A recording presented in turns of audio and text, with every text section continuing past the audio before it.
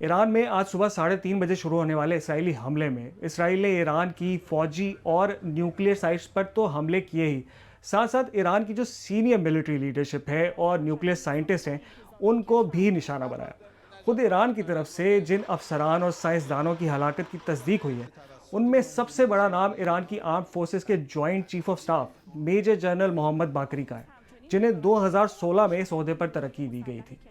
پھر ایک اور اہم نام ہے ایران کی پاسداران انقلاب فورس کے commander in chief major general Hossein Salami کا۔ 2019 میں وہ اس عہدے پر فائز ہوئے تھے اور امریکہ اور اسرائیل کے بارے میں اپنے سخت موقف کے لیے مشہور تھے۔ ساتھ ساتھ پاسداران انقلاب ایئر فورس کے کمانڈر بریگیڈیئر جنرل عامر علی حاجی زادے کی ہلاکت کی بھی تصدیق ہوئی ہے۔ ایک اور اہم نام ہے ایران کی آرمڈ فورسز کے آپریشنل ہیڈ کوارٹرز کے کمانڈر میجر جنرل غلام علی راشد کا، جن کا ایران کی ڈیفنس اسٹریٹجی بنانے میں بہت اہم کردار تھا۔ اسرائیلی وزیراعظم نیتن یاہو نے آج کے حملوں کے بعد اپنی تقریر میں کہا کہ اس آپریشن کا ایک بڑا مقصد ایران کے نیوکلیئر پروگرام کو ناقابل تلافی نقصان پہنچانا تھا۔ ایران کے نیوکلیئر پروگرام سے منسلک 6 سائنسدانوں کی ہلاکت کی اب تک تصدیق ہوئی ہے، جن میں 2 بڑے نام ایران کے ایٹامک انرجی آرگنائزیشن کے سابق سربراہ فریدون عباسی اور نیوکلیئر پروگرام سے منسلک اسلامک آزاد یونیورسٹی کے صدر مہدی تہرانچی ہیں۔ نیتن یاہو نے اپنے بیان میں یہ بھی کہا کہ ایران کے خلاف جو اسرائیل کا آپریشن ہے